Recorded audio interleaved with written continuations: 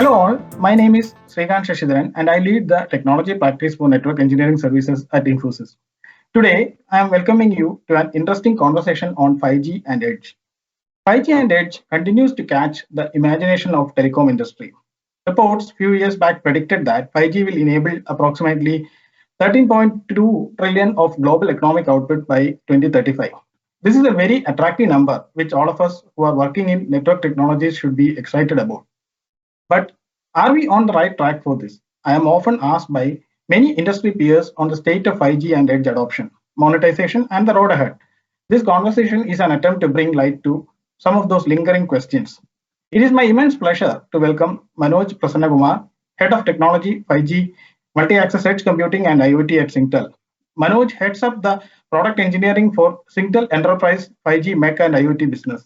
As the chief architect of Singtel's Enterprise 5G and Network and MEC, Manoj and his team have built an award-winning 5G Paragon platform, which Singtel utilizes to deploy 5G and MEC for all enterprise customers in Singapore. He has led numerous collaborative initiatives for Singtel Group with the cloud providers to ensure seamless adoption of 5G and MEC for enterprises. There is no better person than Manoj who can give a practitioner view of 5G and edge adoption. Manoj, welcome to the chat session. Thank you, Sreekanth.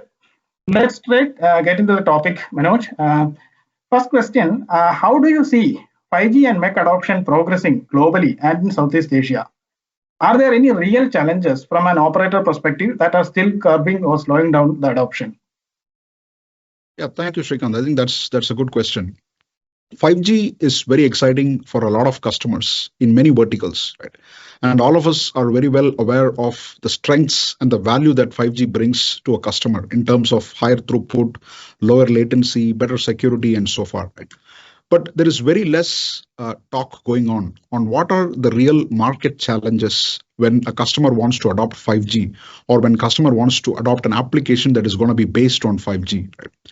So the top three challenges that we see based on our experience deploying 5G network in the country and also helping enterprises and public sector customers adopt 5G applications. The first challenge is the lack of devices.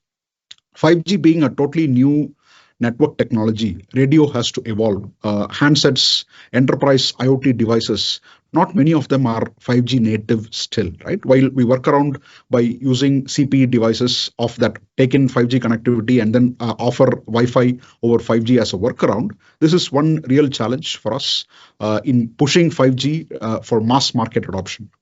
The second challenge that we see is lack of standards. So there are numerous initiatives going on in the industry with TM Forum trying to standardize the APIs for 5G, and likewise Camara also upcoming, and many telcos increasingly joining the Camara initiative as well.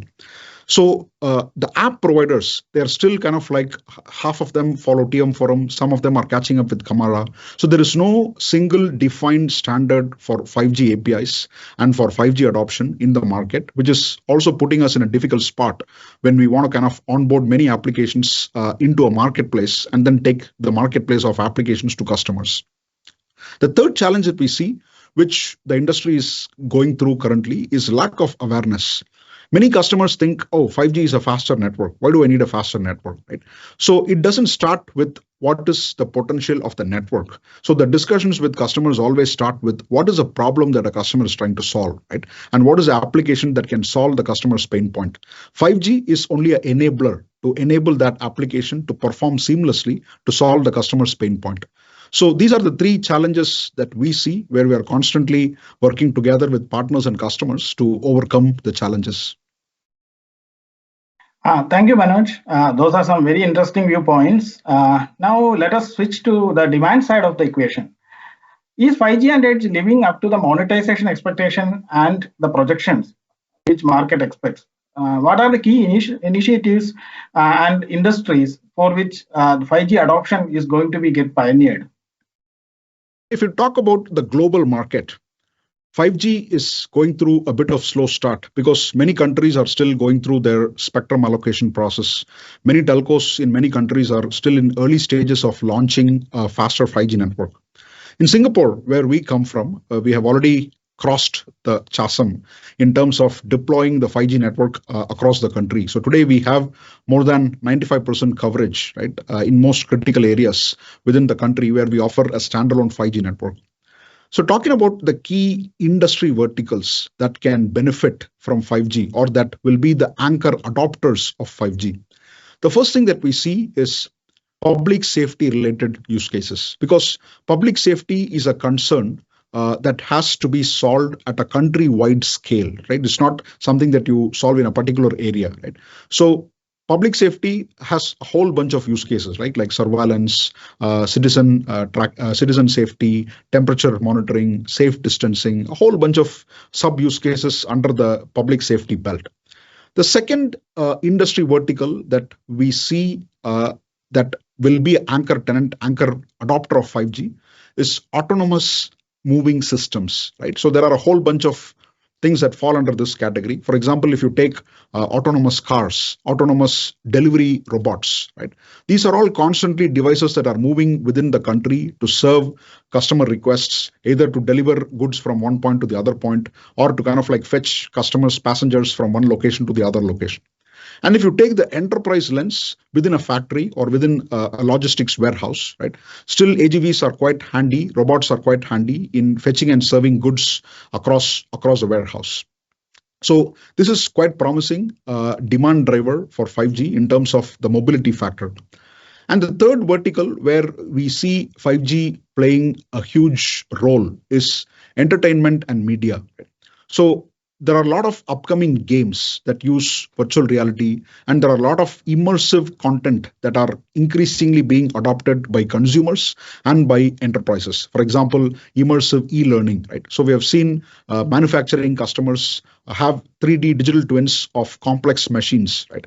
And having e-learning content in a totally immersive way, where their new factory employees can kind of like dissect the equipments in a completely virtual world and learn hands-on on the job on performing their day-to-day activities. Likewise, gaming, so a lot of these games now they are being streamed in 360-degree form in virtual mixed reality format with overlay analytics. For example, if you watch football, right, if there is a foul, right, so there is real-time analytics these days. Certain application providers offer this where they have augmented reality overlay on the live feed, which makes it very, very essential for the backend infrastructure to support that fast analytics, the faster response in the analytics, and to build that overlay augmented reality feed in line with the live stream. So this is a very, very latency sensitive scenario, right? So we see a lot of such use cases going around on the entertainment and media industry. Yeah. Thank you so much, Manoj. So net what you are saying is that it is the combination of 5G, edge, and the analytics together is making this very powerful equation, right? Is that is that a right assessment? Definitely. 5G standalone is only an infrastructure enabler, right?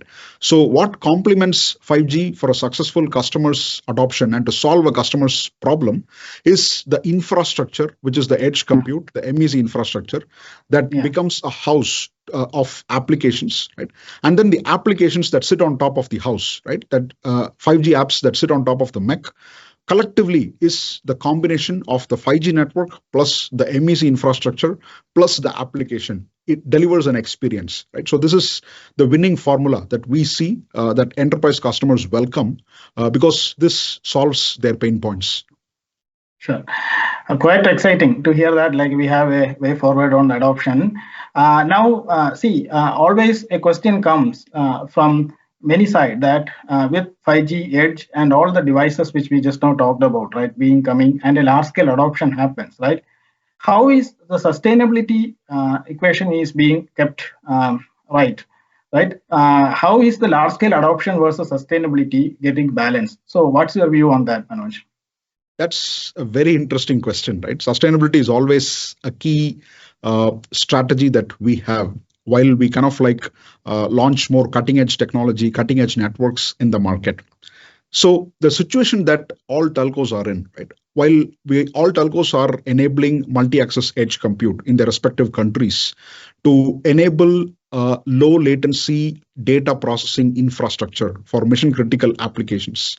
It really means the compute and storage and GPUs that are being built in the MEC infrastructure should be state of the art, because they are serving mission critical applications where response time is a very, very critical aspect. It's only because those applications demand low latency, they even come to the edge cloud compared to kind of going to the public cloud. Right? So when you talk about those state of the art GPUs, for example, providers like NVIDIA, they constantly kind of like deploy and they invent high capacity GPUs, right? All these GPUs, the more higher capacity that they offer and serve, the higher power that they consume, right? So higher power they consume, it takes a huge toll on sustainability.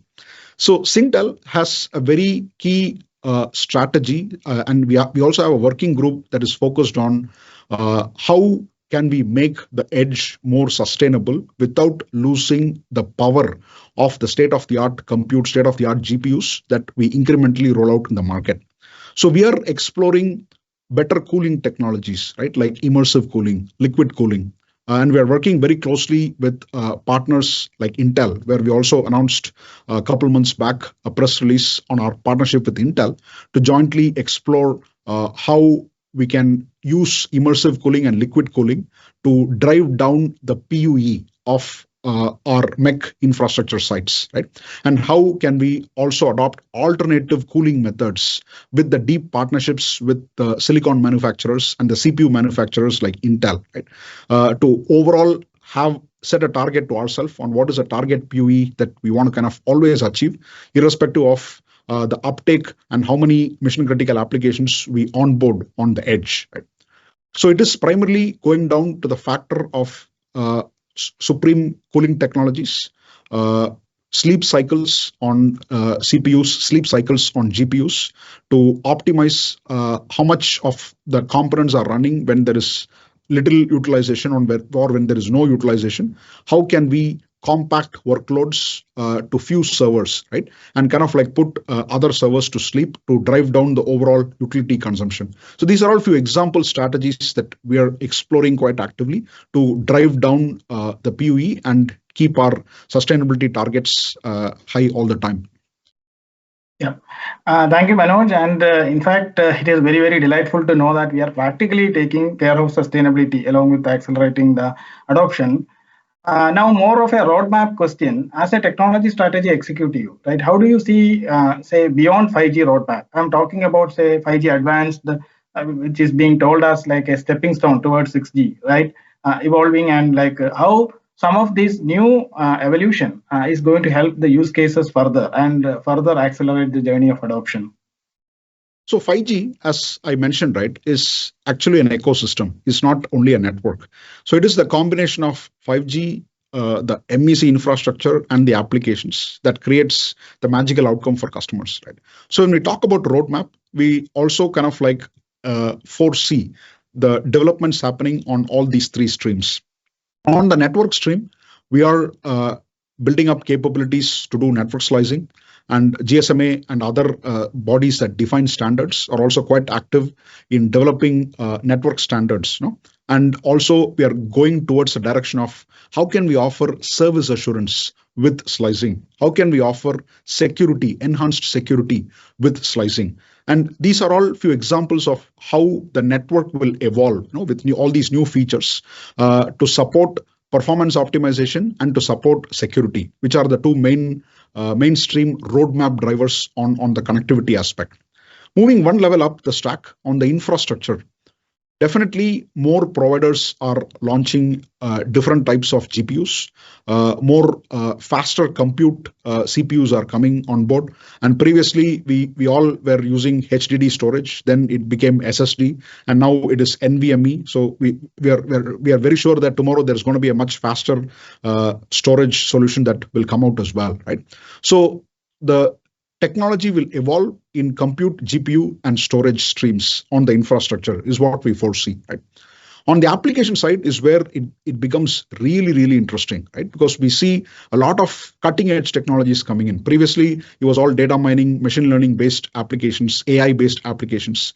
Now, virtual reality became a whole new hot topic. Now it has evolved to become mixed reality, and now it is popularly called metaverse, right? So technology is evolving on the application layer, and we really believe the evolution of technology in the application layer will create a direct demand for the roadmap to also evolve in the compute layer, GPU layer, storage layer, as well as the connectivity layer. Yeah, thank you. And the last one, which is a rapid fire. Do you have any further message for the market to watch out? It's all applications. Applications are king. Customers are king. So customers want applications. Applications want connectivity. Applications want in edge infrastructure, right? So watch out on the technology evolution, and watch out on all the upcoming technologies like blockchain, AI, metaverse, and so on. And try and see how, if you're an enterprise running operations, running business critical stuff, try and see how these technologies will create an impact for your day-to-day business operations. And here we are as a telco and as a trusted partner for all enterprises to help you adopt those 5G applications, those cutting edge applications, to make it a reality for you in your respective business. Thank you so much, Manoj, for spending time with me on this chat. Great to hear that, insights from you directly coming from a practitioner view, from a real deployment experience. I'm sure this will be extremely helpful for many who are on this journey. Once again, hoping to meet you all at MWC 2023, where we jointly hunt for the solutions for the way forward in 5G and edge adoption. Thank you, Sreekanth.